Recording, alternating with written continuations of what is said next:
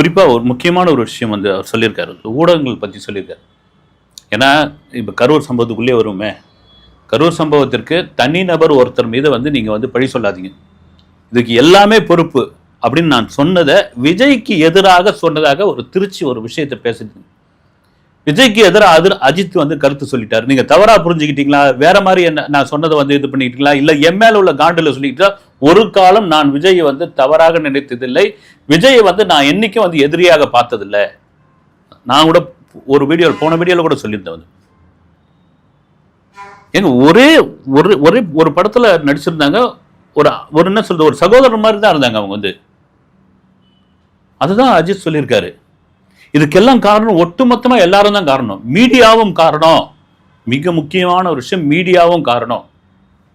அவர் என்ன சொல்றாருன்னா, ஒரு சமயத்துல சினிமா ரிப்போர்ட்டர், அரசியல், அந்த பீட் சொல்லுவாங்க. Cinema beat, political beat, court beat, crime beat, இப்படி பீட்டு பார்ப்பாங்க.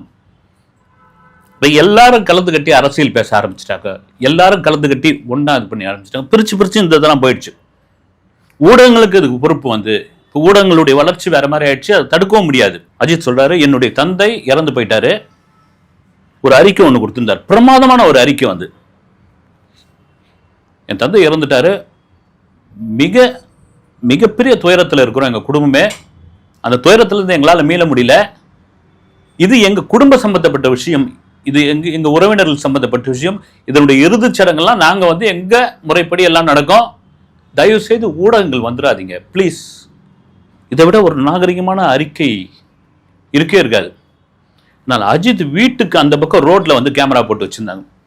சரி, அது போட்டாங்க, ரைட் விடுங்க. அங்கேருந்து எவ்வளோ ஜூம் பண்ண முடியுமோ ஜூம் பண்ணி எடுத்துக்கிட்டு இருந்தாங்க. ஆனால் அஜித் ரொம்ப வேதனையாக சொல்கிற ஒரு விஷயம் என்னன்னா, என்னுடைய தந்தையுடைய ஊர்வலம், இறுதி ஊர்வலம், அந்த உடல், அந்த உயிரற்ற அந்த உடலை கொண்டு போகும்பொழுது அது எத்தனை கேமராக்கள் துரத்திக்கிட்டு வந்து தெரியுங்களா?